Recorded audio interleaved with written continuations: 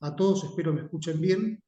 En breve vamos a estar comenzando, vamos a estar esperando un par de minutos para que se sume más gente de todos los que hay inscritos, es una gran cantidad. ¿Sí? Así que les pido solamente un minuto de paciencia y ya damos comienzo con este webinario. Gracias.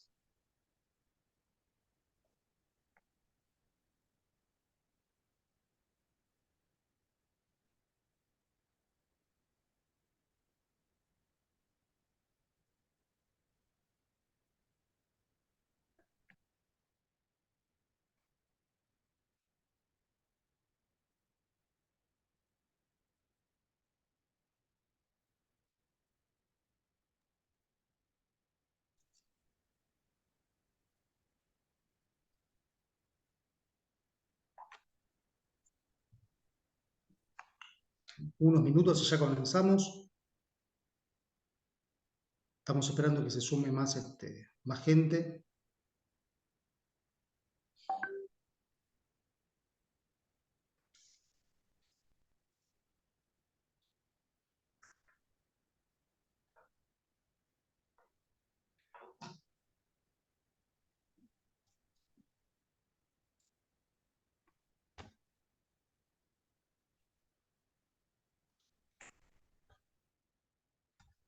Bueno, ahora sí, para complementar un poco con los tiempos de todos, me presento, muy buenas tardes. Les doy la bienvenida a nuestro ciclo de webinarios mensuales. Me presento en primer lugar, mi nombre es Pablo Orsinoli, soy director de Relaciones Institucionales de UCEMA Pymes, una unidad desde donde capacitamos empresarios para mejorar la competitividad y la sostenibilidad de nuestras empresas. Hoy, la verdad que es un gusto, me toca conducir este webinar sobre el panorama político luego de las elecciones del pasado domingo, elecciones que en cierto sentido han sorprendido a la mayoría y han puesto sobre las cuerdas a los partidos tradicionales, ¿no? Como típicamente se dice. Lo cierto es que luego de 22 años, esto en relación al 2001, ha vuelto el fastidio y la bronca social, y esa bronca social o ese fastidio hoy parecería tener un nuevo dueño, ¿no? Que se ha apropiado de ese discurso, de ese marco conceptual. Entonces, la propuesta de esta tarde es estar analizando un poco qué pasó en las PASO, cuáles fueron las causas profundas, y sobre todo cuál es el escenario de corto plazo y también de mediano plazo, teniendo en cuenta que las generales son en octubre ante un eventual balotaje. Para poner blanco sobre negro y para empezar a perfilar un poco el panorama que se avecina, hemos convocado el día de hoy a dos verdaderos referentes, dos formadores de opinión de gran calibre, que ellos van a empezar a tratar de perfilar cuál es el escenario más posible o menos posible de acuerdo a cada uno a lo que uno piense, ¿verdad? Se trata en primer lugar de Eduardo D'Alessio, muy conocido seguramente por todos ustedes. Eduardo es analista político y fundador de la consultora D'Alessio Irol, y va a estar también con nosotros Carlos Fara, comunicador político y fundador de Carlos Fara y Asociados. En mi lugar de conductor, de moderador de esto, les agradezco a ambos la presencia ante una agenda que se supone estará súper ajustada por las cuestiones políticas que todos conocemos, y agradezco también en particular y parroquialmente al Banco Galicia, que es nuestro sponsor de este ciclo que hemos comenzado ya hace unos años. Dicho esto, no quiero robar más tiempo. De vuelta les agradezco a todos la presencia, hay muchísima gente conectada y muchos más que se van a estar sumando. Quiero presentar a quien va a ser el primer orador de esta tarde. Se trata de Eduardo D'Alessio, así que mil gracias por estar con nosotros, Eduardo, y ya te cedo la palabra, así no perdemos más tiempo. Adelante, por favor.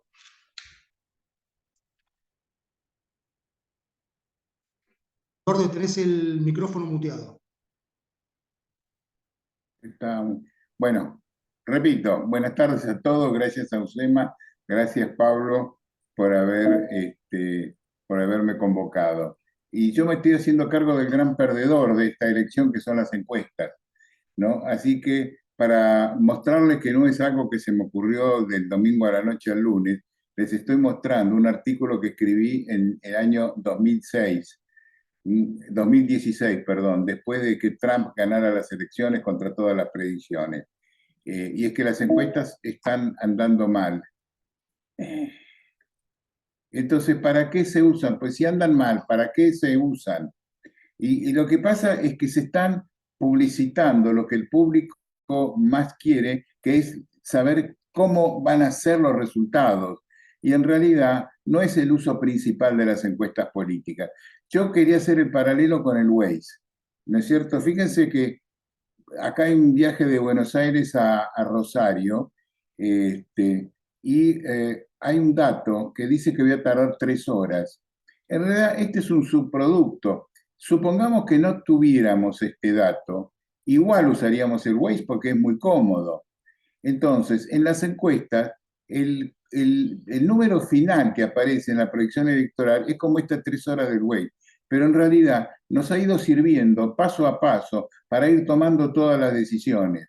Y a lo mejor no se llega en 3 horas porque llovió, porque hubo un accidente, un piquete, lo que sea, pero igual nos sirvió a lo largo de todo el trayecto. Entonces, las encuestas electorales en realidad están hechas para que den mal.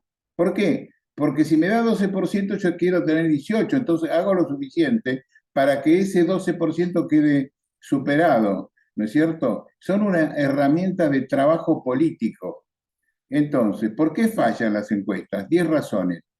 Primero, es modelo predictivo versus descriptivo. Una encuesta es una descripción de cómo pienso hoy, no de lo que voy a hacer mañana. Los modelos predictivos son muy complejos, de difícil resolución, lo hacen algunas universidades o grandes medios en Estados Unidos, cuestan mucho dinero, no es compatible con lo que se hace en Argentina. Entonces, lo que ustedes están viendo son descripciones de hoy, y los tomamos como si fueran la predicción de lo que va a pasar mañana, pero no es exactamente lo mismo.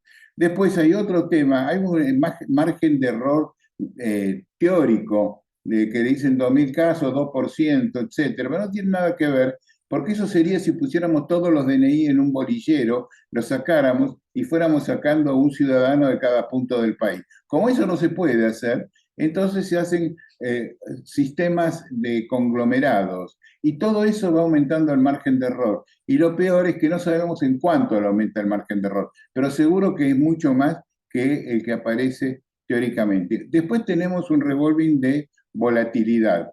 Cuando uno, cuando uno eh, ve que hoy en día uno de los partidos tiene 30% de adscripción positiva y a la vez siguiente 32, dice, bueno, son los mismos 30 más 2 que se sumaron, no es así. A lo mejor de esos 30 quedan 28 y se sumaron 4 o viceversa, ¿no es cierto? Hay como una zona volátil. Digamos, si tuviéramos esto como los votantes de cada uno de los tres grandes grupos de la última elección, uno tiende a pensarlos de esta manera, pero se parece mucho más a algo así.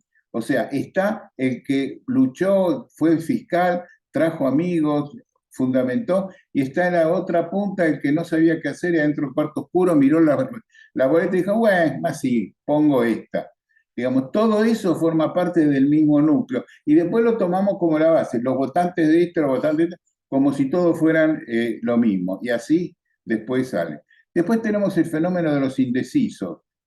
Indecisos que yo en realidad, y ha tomado relevancia, los denomino indiferentes, que no es lo mismo. Indeciso es el que dice A o B, A o B. El indiferente es el que dice, che, ¿qué se vota? Y hay muchos de esos. Y el indiferente tampoco contesta las encuestas. Y esto nos da un poco la pauta de qué fue lo que pasó, porque evidentemente a Milei lo votaron mucha gente que no contestaba las encuestas, que eran los indiferentes, los desencantados, etcétera. Fíjense ustedes que si tomamos el voto 2021, y esto fue hecho 20 días antes de las elecciones, había prácticamente un 20% que todavía no tenía decidido el voto. ¿Mm? 15% decide su voto en las últimas 48 horas según nuestra experiencia a través de los años. Después tenemos el voto vergonzante y el voto temeroso.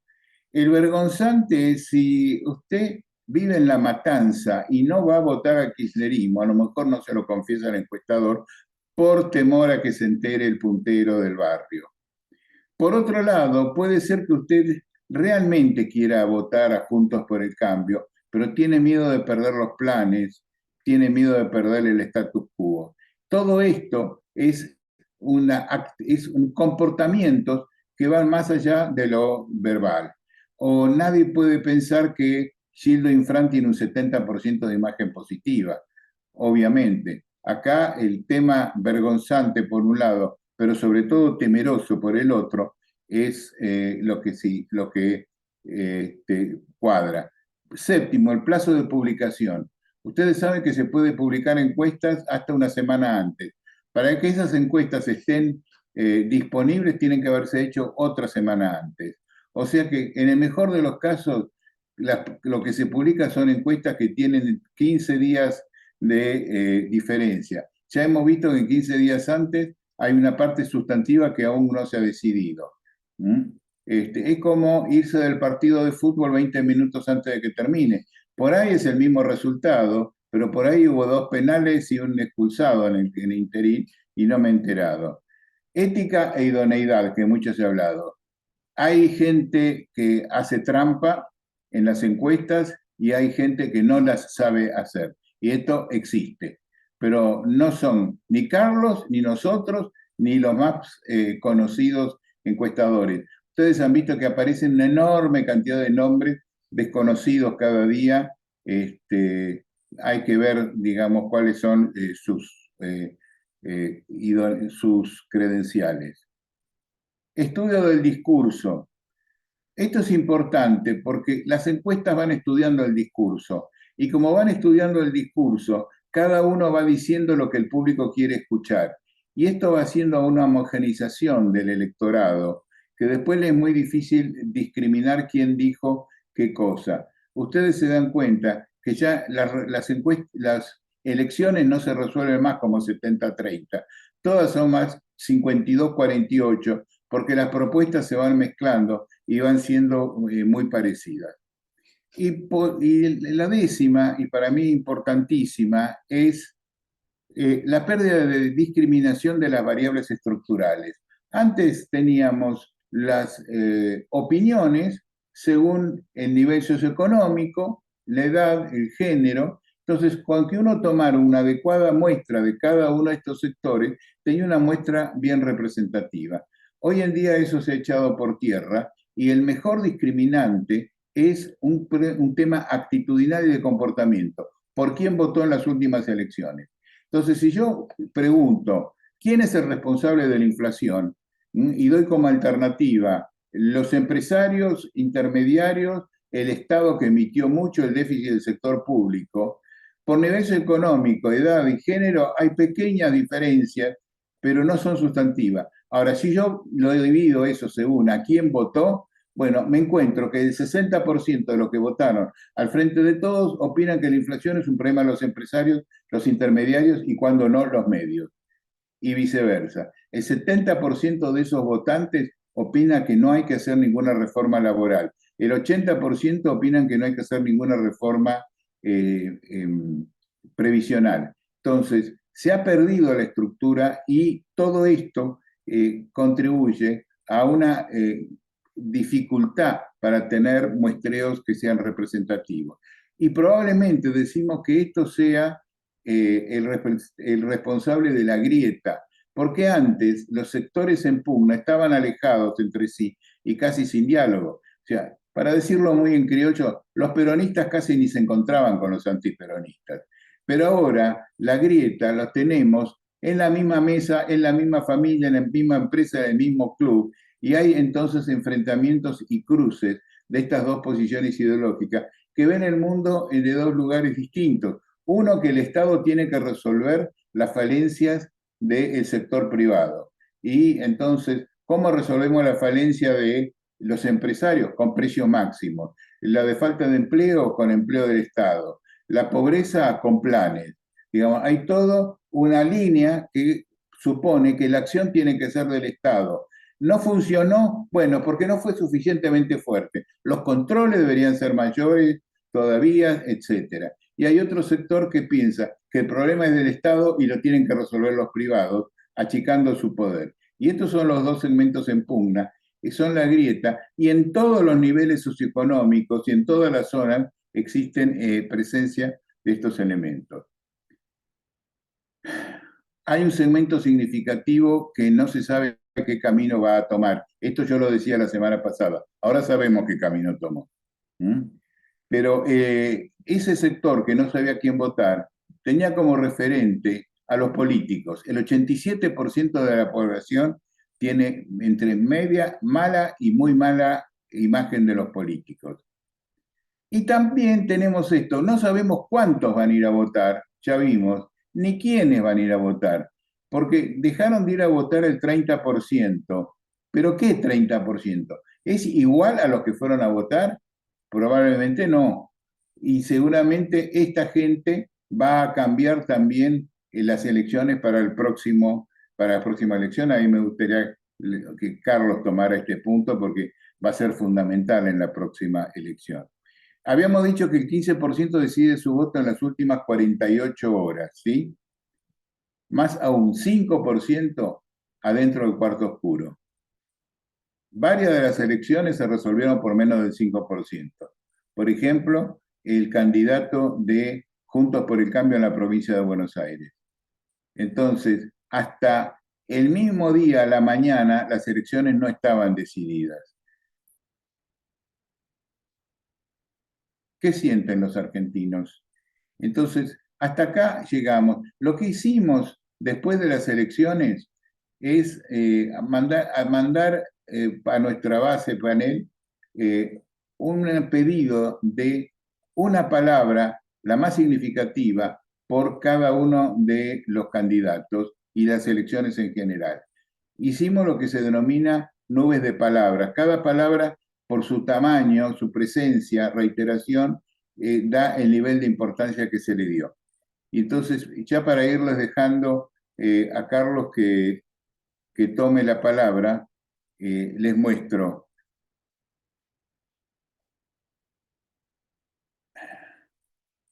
Perdónenme, pero ahí está. Me estaba tapando el título.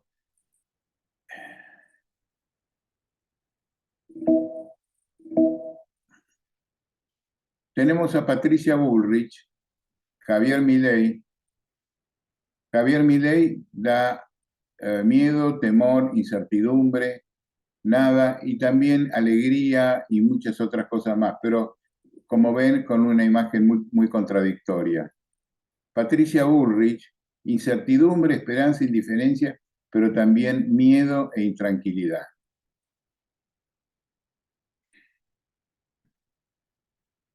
Massa, mentiras, bronca, vergüenza, pero también esperanza. Y acá están todos los votantes. O sea que, como ven ustedes, en general hay bastante ambivalencia, pero los aspectos acá son sensaciones mucho más que conceptos concretos políticos. O sea, parecería ser que estamos frente a una situación altamente emocional. Y fíjense, para ir cerrando, Axel Kicillof, esperanza es el punto fundamental. Indiferencia, bronca, impresentable. Evidentemente acá la grieta está presente, pero los aspectos son muy emocionales y este se reitera permanentemente es el hecho de que dé esperanza.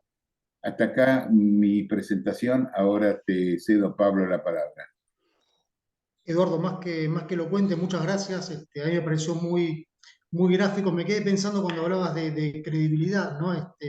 Y de los políticos, si la gente asocia a Milei con un político o a un no. Supongo que debe ser un tema a analizar. Y recuerdo también que en mayo habías hecho una encuesta muy interesante donde decías que ya para ese momento el 73% de la gente sentía que estaba peor que el año pasado. Esto supongo que debe haber ido cada vez en una sintonía peor. Esto hablando del humor social, por supuesto. A los asistentes, un comentario nomás. Pueden participar, veo que Hernán Ramos está levantando la mano. Pueden participar, lo único que les pedimos es que las preguntas o comentarios que tengan los hagan a través del chat de preguntas y respuestas que está en el zócalo de las pantallas, ¿sí? esté así, porque hay muchas personas y para ordenar un poco la conversación con Carlos y con Eduardo, nos parece que es más, más rápido y efectivo. Así que cualquier pregunta les pediría que la hagan por ahí y serán más que bienvenidas. Eduardo, mil gracias por el tiempo. Por favor, quédate para el espacio de preguntas y respuestas y le cedo la palabra a Carlos Fara. Carlos, adelante con tu. Te dejó te sirvió la mesa, Eduardo, así que con el tema del voto emocional, así que adelante. Mil gracias. Bueno, primero, muchísimas gracias, Pablo, por la invitación. Un placer, siendo profe de la casa, digamos, uno se siente especialmente emotivo, ¿no? con este intercambio y un placer, digamos, siempre compartirlo y escucharlo, Eduardo, en sus apreciaciones súper interesantes y justas sobre las limitaciones que están teniendo los instrumentos, ¿no? Desde ya. Bueno, a ver, tomo mis 15 minutos para poner sobre la mesa los elementos que me parecen más interesantes de marcar sobre lo que pasó el domingo y alguna pista, ¿no? Alguna especulación en realidad, sobre lo que puede llegar a pasar en octubre. Más que nada, digamos, reflexivamente, ¿no? Obviamente no por números desde ya. Y tratar las cosas que me parecen más importantes, porque hay mucho en el proceso, como ha sido un proceso con algunos ribetes, con varios ribetes inéditos, entonces hay algunas preguntas que muchas veces se hacen o los periodistas nos hacen, en donde, digamos, se nota cierta, quizá un poco de desorientación, ¿no? Respecto de el marco general con el que hay que interpretarlo. El primer punto es cómo llegamos a esta elección, porque, digamos, es absolutamente central para poder explicar o empezar a comprender más fácilmente, sobre todo, obviamente, el fenómeno Milei. Y bueno, uno podría decir el fenómeno Milei ganó. Bueno, fue el primero más votado en la primaria, ¿no? En una instancia de primaria. Desde ese punto de vista, bueno, sí, ganó porque sacó más votos que los demás. Pero lo cierto, digamos, es que, bueno, ¿es una tendencia social? Bueno, es un 30%, ¿no? Veremos si eso crece después en la general, pero también uno puede decir, bueno, pero el 70% no lo votó a Milei, ¿no? Y con algunas cuestiones ahí muy interesantes que marcaba hacia el final Eduardo respecto de los sentimientos sobre Milei. Un personaje polémico, controvertido, ¿no? Que cuantitativamente, digamos, tiene en general más imagen negativa y positiva, pero para no adelantarme. La película empieza, la vi una vez de esta historia, empieza con la Argentina en situación inédita. Desde el 83 es la primera vez que tenemos 3 gobiernos seguidos que terminan con balance negativo. El segundo gobierno de Cristina, el gobierno de Macri y ahora el gobierno de Alberto. Eso produce, digamos, un estado de ánimo fatal. Porque, digamos, hay gente que ya lleva por lo menos una década esperando ver si, digamos, si el próximo gobierno mejora y genera alguna expectativa, más allá de las dificultades que todos hayan tenido, particularmente, digamos, pandemia, sequía, en fin, pero digo, la verdad es que la gente dice, bueno, yo te voté para que arreglara las cosas. Si te iban a aparecer problemas, y bueno, no es mi cuestión, ¿no? Digo, yo no te obligué a que fueras presidente o presidenta, con lo cual, digamos, entiendo, pero no es un tema mío, y de hecho, digamos, un poco fuertemente lo que pasó, digamos, con Alberto es que las excusas no corren. Sí, está bien, yo entiendo, pero a mí no me alcanza, yo tengo problemas. Y vos te propusiste para solucionármelo y ahora estoy peor que antes, entonces obviamente eso hace ruido. Entonces digo, como Argentina venía, históricamente tuvo lo que yo llamo un poco, digamos, como el circuito del arquitecto y el bombero, ¿no? De donde había un arquitecto que venía a dejar linda la casa, pero no sabía electricidad, cruza los cables, se produce un incendio, entonces hay que llamar a un bombero para que lo apague. Viene el bombero, la apaga a su estilo, pero después, digamos, tiene conflictos, ¿no? Se quiere medio quedar con la casa y entonces el dueño de casa echa al bombero y vuelve a llamar a un arquitecto para que le arregle. el nuevo arquitecto tampoco sabe de electricidad, vuelve a generar un incendio, entonces a regañadiente el dueño de casa vuelve a llamar a un bombero, el bombero apaga el incendio, efectivamente, pero después en algún momento entra en conflicto. Hasta que en este momento pasó un arquitecto, dejó, trató de arreglar algunas cuestiones de la casa, vuelve a dejar un incendio y cuando llama al bombero, el bombero deja un incendio más grande que el anterior, digamos, y en esa situación estamos. Y ahí, en ese contexto, es donde aparece Milei. Entonces, ese es el primer elemento que me parece muy importante, porque ustedes imagínense, digamos, sobre todo para alguien menor de 30 años, que lleva a Argentina 12 años sin generar empleo genuino, digo, lo genera y después lo destruye, etcétera, estancada, bueno, con todos los indicadores sociales espantosos, ni hablar del tema inflacionario directamente este año, es el peor de los mundos. Y en este contexto, obviamente, tenemos, a diferencia de la crisis del 89, la del 2001, en donde había alguien que estaba jugando mal en la cancha, entonces el director técnico dice, bueno, que venga el que está en el banco, y entonces ahora cuando viene el cambio, el director técnico, digamos, se da cuenta que en el banco tiene al que sacó hace 15 minutos, ¿no? Y esto más o menos lo que le pasa a la sociedad, dice, bueno, que venga la alternativa, pero la alternativa se fue hace 4 años con una crisis económica, entonces tenemos un problema. Este es el primer elemento de contexto, digamos, que nos complica. La segunda cuestión es que a mí me parece muy importante, y obviamente el domingo con la demografía electoral lo mostró, es que hubo todo el tiempo un concepto, digamos, de que se había derechizado el electorado, ¿no? Cuando en realidad, digamos, la verdad es que por una cantidad de indicadores cuantitativos y cualitativos, nosotros nunca vimos, digamos, un corrimiento a la derecha, vimos un corrimiento al centro. Sí, obviamente, digamos, el electorado en el 2019 se había corrido, vamos a decir así, a la izquierda, a la centroizquierda, y eso... no, la mayoría de la sociedad no quiere un giro de 180 grados. Quiere un giro de 90 grados, 80, algunos 110, etcétera, pero no 180. Que cuando la gente dice, bueno, pero yo quiero un cambio grande, sí, el cambio grande, después hay que investigarlo bien, cualitativamente, porque el cambio grande es, yo no quiero tener inflación, o quiero pagar menos impuestos, o quiero tener mejor seguridad, etcétera. Pero es un título, ¿no? No es una prescripción hacia las soluciones específicas, ¿no? Más allá de de ciertas cuestiones más o menos obvias. Entonces, digo, la lectura de corrimiento de la derecha, antes de que ganara Milei, ahora ni hablar, es un problema que existe habitualmente de confundir las características de la oferta con las características de la demanda. Es pensar que como un candidato dice A, entonces todo el mundo dice A, entonces lo votó por A. No, por ahí lo votó por B o por C o por Z. O por ninguna letra del abecedario, por ahí lo votó por un número, no una letra. Entonces, este punto es muy importante porque, ojo, primero es, digamos, dónde uno toca la fibra, ¿no? De cualquiera de los que hayan quedado, digamos, como candidatos para la elección general.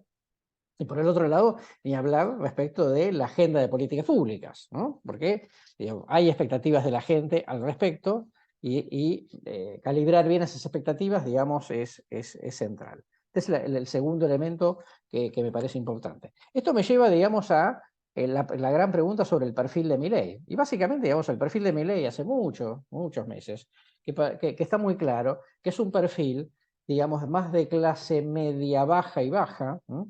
Que es un votante despolitizado, desideologizado, que no es un votante libertario, ni de derecha, ni nada por el estilo, es un votante que dice, está todo hecho bolsa, que estoy esperando que venga alguien y traiga una gran solución. Y se armó, obviamente, una cuestión mítica, ¿no? Que no juzgo, ¿no? Digamos, pero mítica, digamos, en función de cómo lo percibe la sociedad respecto al tema de dolarización, por ejemplo. Bueno, para no adelantarme con eso, digo, ese es el perfil de Milei y lo vimos, ¿no? Y ustedes van a poder ver seguramente si buscan a un señor que se llama Andy Tao, un argentino, digamos, que tiene todo un atlas electoral muy interesante, que publicó, digamos, un mapa de calor sobre dónde está el voto principal de Milei en Capital Federal y en Gran Buenos Aires, y está claro, digamos, que a medida que se va yendo a los barrios más humildes, crece el voto de Milei, y el más fuerte de todo es sobre los extremos, sobre los límites, ¿no? Donde vamos para decirlo de manera un tanto jocosa, donde la libertad avanza, el peronismo retrocede, ¿no? Y está claro, digamos, que él le peleó por un montón de clientes en distintas provincias, le peleó en las villas de emergencia, le peleó mano a mano los votos con el peronismo, sin Estado, sin clientelismo, sin estructura de movilización, sin fiscales, ni nada por el estilo. Entonces digo, el voto de Milei no es un voto a la derecha, es un voto de gente que no se quiere caer, digamos, de la estantería social, que está buscando una expectativa de progreso que no la encontró, por lo menos por ahora, en las dos principales coaliciones.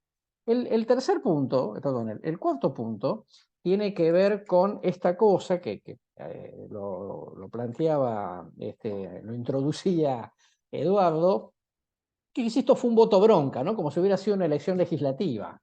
Bueno, no tengo la respuesta, digamos, taxativa, pero acá había Esta es una elección presidencial y aquí hay un nombre en la boleta. Cuando Milei se presentó en el año 2021 como candidato a diputado nacional en la ciudad de Buenos Aires, más o menos sacó lo que medía, ¿no? Que finalmente fueron 17 puntos. Acá tuvimos este problema, ¿no? De que Milei ya a nivel nacional se generó una cuestión, lo decía bien, lo describía muy bien Eduardo, sobre el tema del voto vergonzante, es decir, yo no sé si es socialmente aceptable decir que voy a votar a X, pero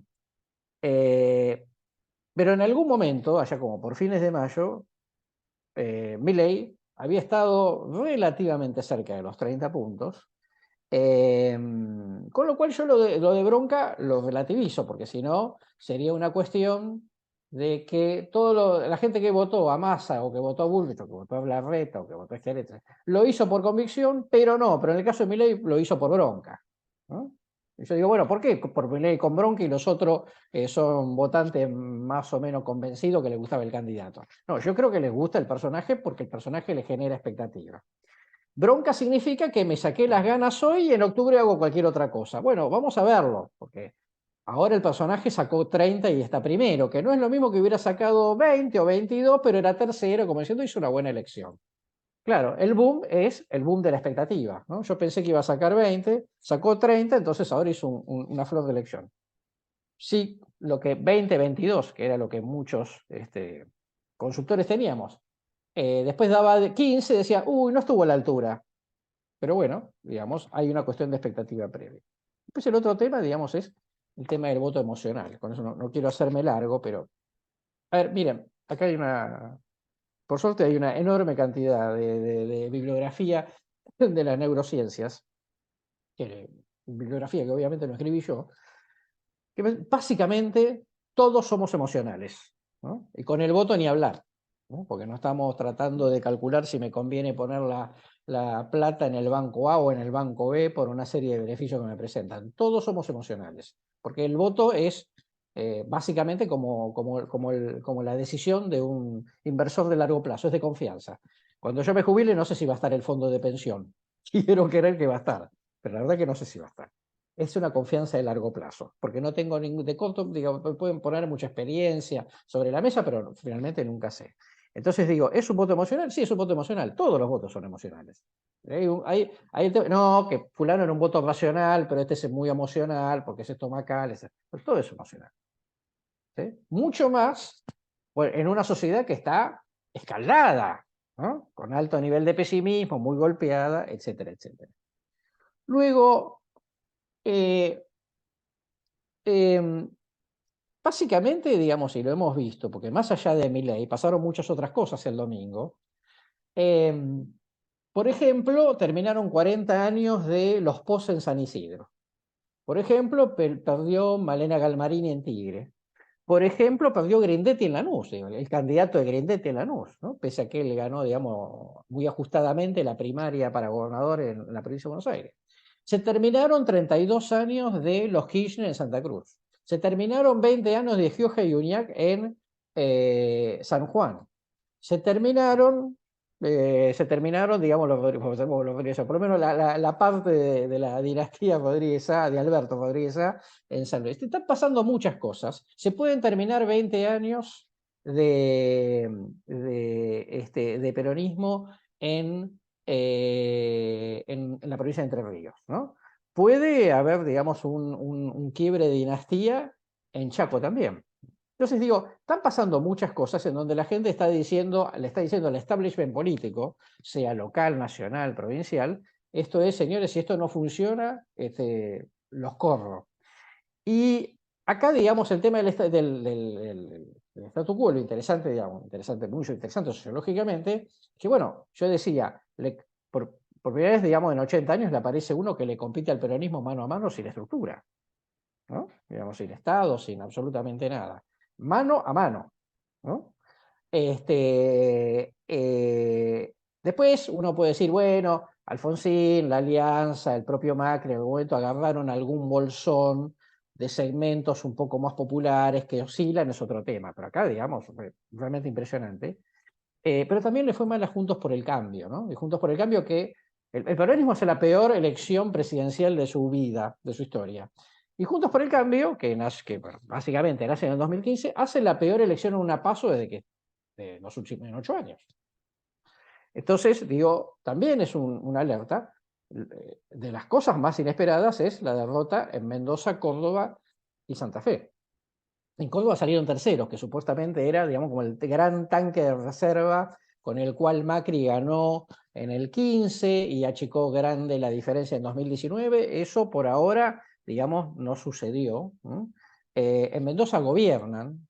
En Córdoba era como la gran ciudadela. Santa Fe no gobiernan, pero es más probable que gobiernen ahora.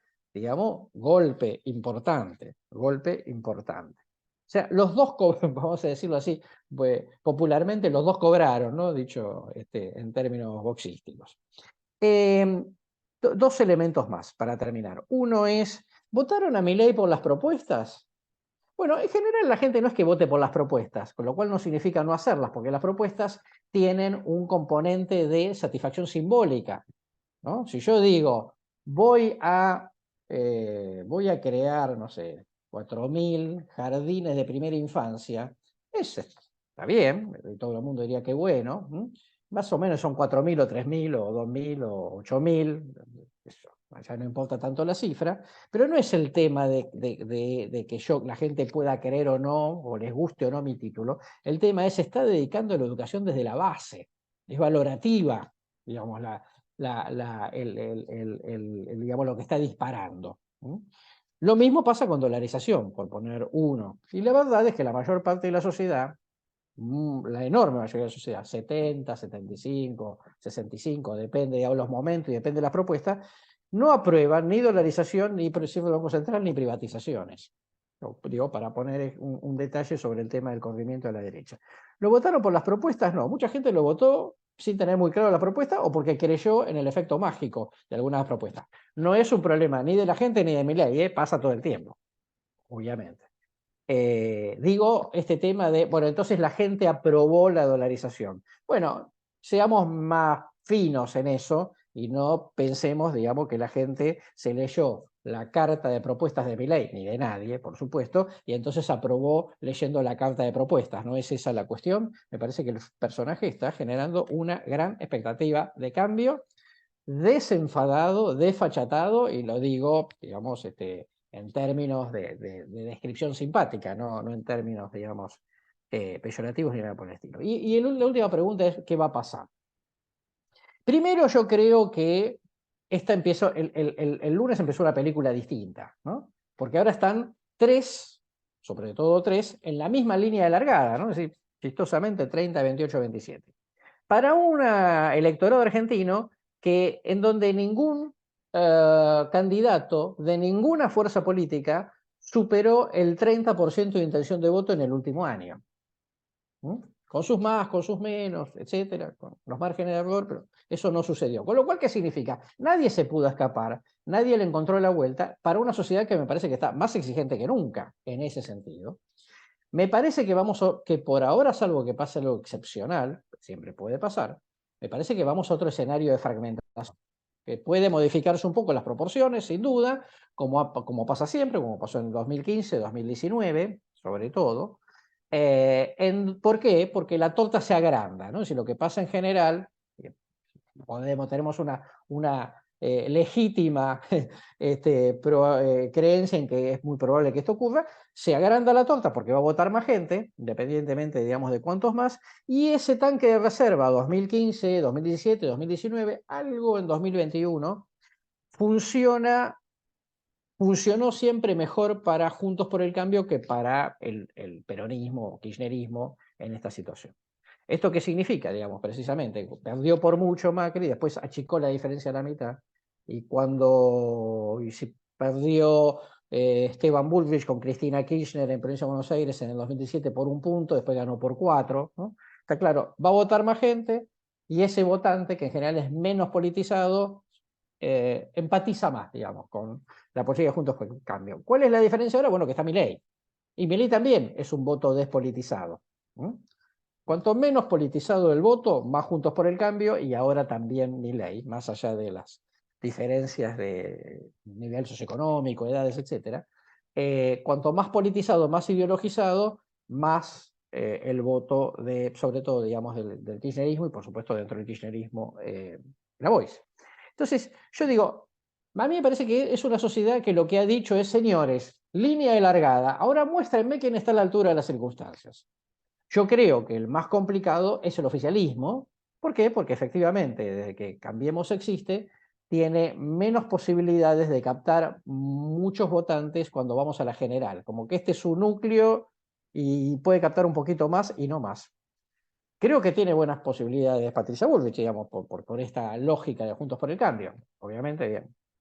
Un poco de interrogante con Milei, a ver si efectivamente Milei sigue creciendo. A favor de Milei, diría, la corriente de contagio de que es posible para mucha gente que dijo: y no sé, Milei, si valía la pena. Bueno, ahora salió primero, con lo cual para mucha gente es: bueno, parece que vale la pena, ¿no? Desde el punto de vista de, no estoy tirando el voto para uno que va a sacar 15, estoy apostando a uno que quizá pueda ganar. Me parece que vamos a segunda vuelta de vuelta, entre quienes depende de lo que hagan, digamos, en la primaria. La elección es de cambio, indiscutiblemente, pero la elección es de cambio hace más de 2 años, ¿no? Con lo cual, para mi gusto, si tengo que apostar alguna, para responder alguna de las preguntas que me dejó planteado Eduardo, yo creo que el próximo presidente o presidenta, por probabilidad, porque expresan algún cambio y la gente no quiere continuidad, más allá de los méritos que pueda tener o no Massa, que además se vienen 2 meses económicamente mucho más complicados por devaluación, inflación y lo que ya sabemos, incertidumbre. El próximo presidente o presidenta debería estar no importa si es primera vuelta o segunda vuelta, pero al final del camino debería estar, digamos, entre Milei y Patricia Bullrich. Como la sociedad, la verdad es que dio un mensaje fuerte el domingo, como diciendo: bueno, muy linda la experiencia de Patricia, muy linda la gestión de Horacio, etcétera, etcétera, pero a mí me cansaron un poco porque la verdad es que no veo expectativa, o no me están vendiendo expectativa, entonces vamos a ser cautos. Pero me parece que por ese lado está el camino, y bueno, no jugué un pleno, jugué columna. No, pero te jugaste, Carlos. Gracias por la participación. Me quedaba pensando en esto del voto vergonzante. Quizá hoy no sea tan vergonzante Milei porque ganó. Es un buen punto, claro. Ante una victoria quizá resulta menos vergonzante. Hoy leía, empiezo por vos, Carlos, mientras sigo recibiendo preguntas del auditorio. Leí una columna tuya, creo que fue de lunes o martes en un matutino, donde planteas un poco que, digamos, el marco conceptual o el eje discursivo en relación a los conceptos vertidos por Milei en cuanto a casta, dolarización, etcétera, etcétera, giraban en torno a sus propuestas o sus conceptos y los partidos políticos de Unión por la Patria. y Juntos como que tiene un comportamiento más reactivo ante una cosa que venía de externa. Totalmente. En ese sentido, si esto fuera así, también abro la pregunta a Eduardo, por supuesto. Si esto fuera así, ¿qué cosas debería hacer o podría hacer en cuanto a argumentos Juntos y Unión por la Patria como para dar respuesta ante una situación reactiva tal como la que manifiestan estuvieron teniendo? Bueno, por eso, completo, digamos, en función de lo que preguntaba Pablo. A ver, nosotros en mayo escribimos un artículo en Perfil que se llamó Ganó Milei, ¿no? Pero no ganó Milei porque ganó la elección, sino porque ganó el marco de referencia del debate, ¿no? Y efectivamente, frente al tema de kirchnerismo, antikirchnerismo, hubo una parte de la sociedad que se cansó y dijo, señor, esto es la casta y los ciudadanos, y nosotros, los que pagamos impuestos, los que trabajamos, etcétera, etcétera. Yo creo que, bueno, el gobierno tiene muy poco para hacer, ¿no? Por esta situación, el balance negativo de la gestión en general de Alberto, más allá de Massa, en donde no le va a quedar otra que jugar al contraataque y decir esto es la derecha, ¿no? Milei, Bullrich es la derecha versus nosotros defendemos los derechos, que fue lo que planteó Kicillof el domingo a la noche. Eso ya lo estaban planteando y la verdad que no dio resultado, ¿no? Pero no tienen mucho más para ofrecer, más que activar miedos sobre Milei, ¿no? Como diciendo, el blanco-negro es sobre Milei. Bueno, si le sale bien o no, después veremos. Me parece que en general el problema de Juntos por el Cambio, y ahora es el problema de Bullrich porque ganó la primaria, es que estaban tan convencidos de que, de que ellos iban a ganar la próxima elección presidencial, que entonces convirtieron a la interna como en la próxima elección presidencial. Y fue tan fuerte la discusión interna que se olvidaron de contarle a la sociedad qué iban a hacer. Teniendo en cuenta que hay una buena parte de la sociedad que dice, señores, ojo porque ustedes se fueron con una crisis económica, digo, ¿no? Que ustedes se fueron, digamos, en el mejor de los mundos, ¿no? Entonces, en ese punto, digo, me parece, pero primero que creo que es suturar heridas internas, pero independientemente de eso, me parece que, digo, todavía le tienen que poner algunos títulos a la sociedad para que la sociedad se entusiasme, ¿no? Porque la verdad es que hasta ahora, el que más se entusiasmó fue Milei, a su Es más, público. te doy un dato. Si uno mira, lo pueden hacer todos. Las preguntas de este chat, quien más popularidad tiene, quien más incertidumbre genera, incertidumbre por el tipo de preguntas, es Milei. Es el más popular hoy, es la Claro. palabra que más se repite. Es un pequeño dato, una pequeña muestra. Eduardo, querías agregar algo. Adelante, por favor. Sí, yo creo que acá hay una buena distinción de el qué. Hay un tercero que quiere un estatismo y hay un dos tercera parte que quieren todo lo contrario. La gran lucha va a ser el cómo, porque el qué Claro, ya está ganado. El asunto claro. es que no se traben electoralmente para que finalmente gane la minoría, o sea, el grupo estatista. Y el gran perdedor, me parece, de esta pre-batalla ha sido Juntos por el Cambio, porque discutían por un camarote sin darse de cuenta que iban en el Titanic.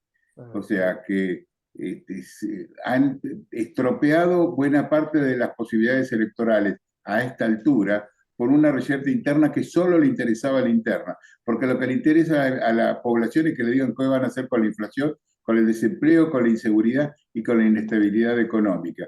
Y en la lucha de Rodríguez Larreta con Patricia Bullrich, eso no estaba presente, sino menores. Ahora creo que le llegó el momento de demostrar si están a la altura de las circunstancias.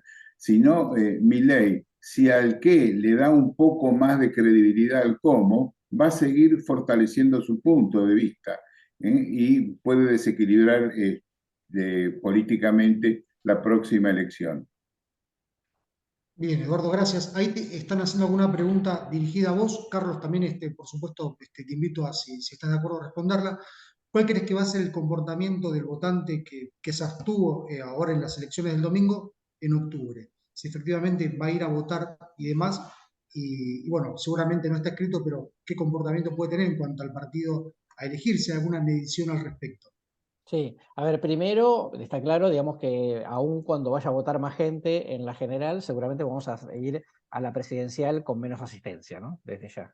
como pasó en este caso, estamos ahí arañando en los 70%, cuando sea el escrutinio definitivo va a redondear en 70%.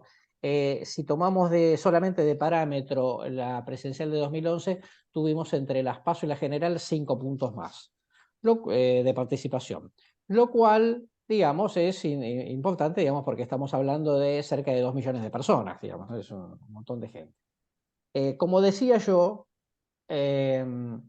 bueno, pueden ir a votar 5 puntos más, no sé si van, pero bueno, va a ser una elección muy atractiva, va a ser una elección muy interesante, eso quizá, digamos, motive más participación. A mí me parece que, insisto, digamos, con el punto, el que tiene menos posibilidades de captar votantes que se quedaron en la casa es Unión por la Patria. Seguramente va a captar más votos, Juntos por el Cambio, porque además ahora ya no existe pelea interna, lo cual, digamos, esto que decía Eduardo me parece genial. Pero yo creo que va a generar una corriente de entusiasmo, digamos, el propio Milei. Al final uno podría decir, bueno, entonces por ahí van a la final Milei y Patricia Bullrich. Bueno, sí, podría ser perfectamente.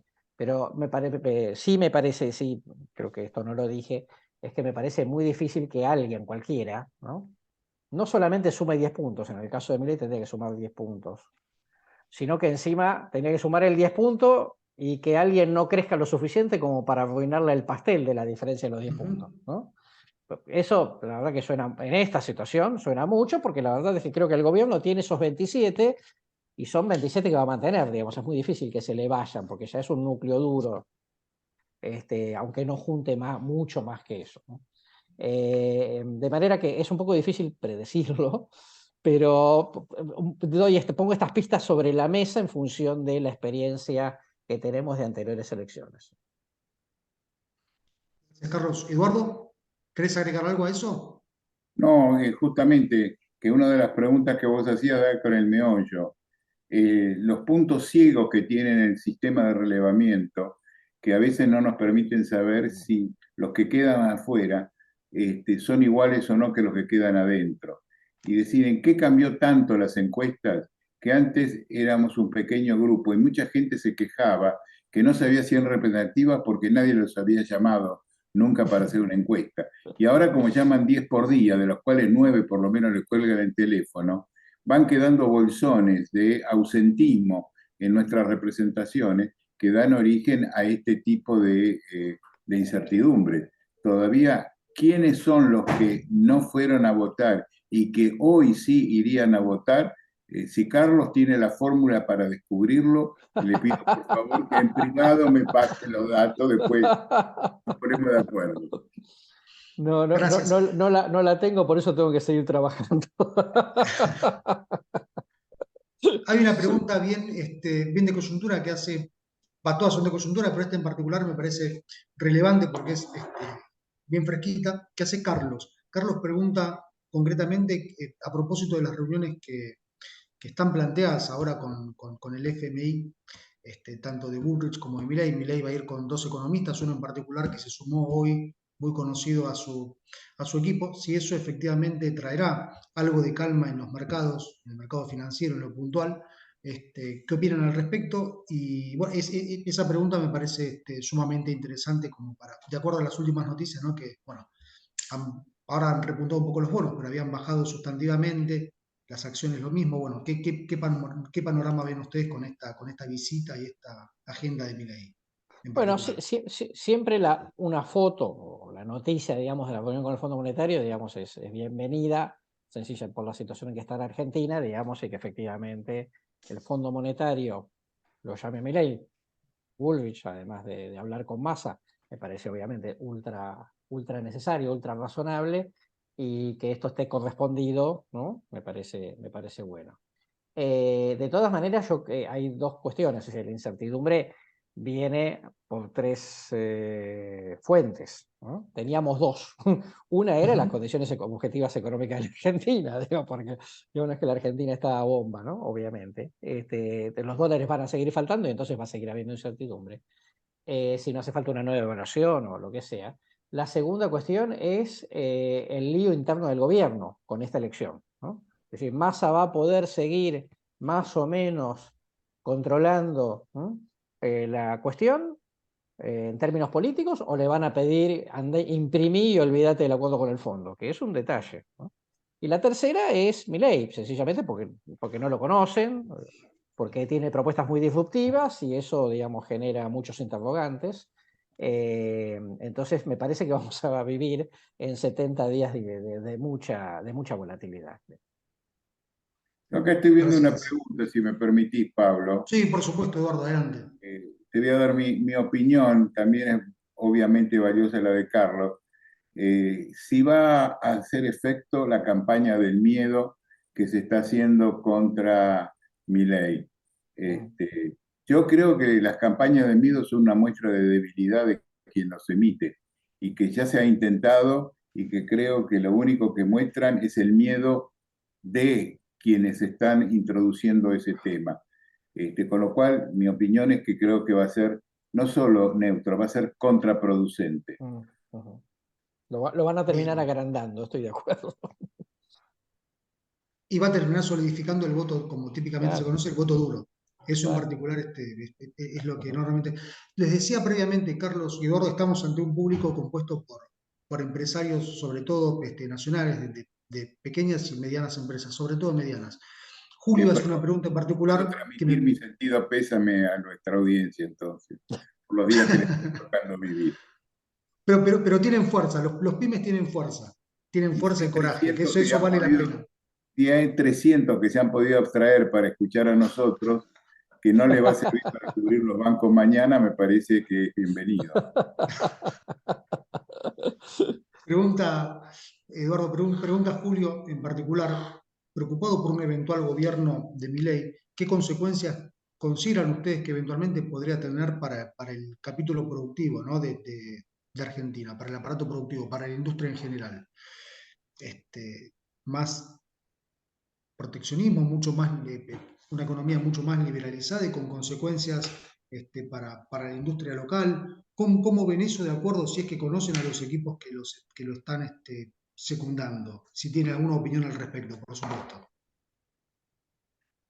Pequeño comentario, yo no soy economista, digamos, y lo escucho Milei y sus equipos, digamos, obviamente por los medios. Me parece que quizá haya que diferenciar un poco, digamos, entre el objetivo de largo plazo y las medidas de corto plazo, digamos, ¿no? Esto es, digamos, todos sabemos, digamos, que uno por muy buenas intenciones que tiene no se vuelve competitivo de la noche a la mañana, ¿no? O sea, porque entre otras cosas, porque las condiciones de Argentina no son precisamente las mejores. Entonces, digo, probablemente, digamos, el esquema de Milei y también, digamos, el de Juntos por el Cambio, sea ir a una mayor apertura. El tema es en qué momento es una mayor apertura, con qué reglas, cómo se administra esa transición. No lo sé, digo, pero también tampoco me parece, no, digo, para ser justo, no lo juzgaría por el objetivo de largo plazo, digamos, porque bueno, me parece que quizá, digamos, en el medio, digamos, hay mecanismos, ¿no? Hay transiciones, ¿no? Bien, Carlos. Muchas gracias. Eduardo, ¿querías agregar algo a esto último? Que ya No, que si estamos cerrando, que estamos sobre el tiempo. está entre la audiencia alguno de los economistas de UCEMA, me parece que sería mejor que se le pregunten a ellos. Buen punto. Buen punto, Eduardo. Estamos sobre el tiempo. No quiero robarles más tiempo del que disponen. Sabemos que tienen una agenda súper ajustada y hay muchísimas preguntas por responder. Si están de acuerdo, lo que les propongo es, hago un raconto de estas preguntas. Tenemos los mails de quienes las están haciendo y les podemos ir respondiendo en la medida de nuestras posibilidades. Si están de acuerdo, podemos hacer eso como para Por mi complementar y lado, dar perfecto. respuesta. ¿Eh? ¿Les parece bien? Y bueno, Totalmente de dicho acuerdo.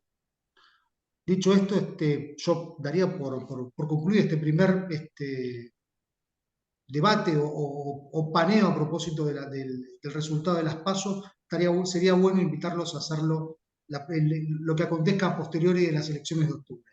Si están de acuerdo, será un placer recibirlos. Y en la previa también, porque seguramente el humor social, como típicamente saben, va a ir cambiando, ¿no? De acuerdo a las propuestas o no de los candidatos.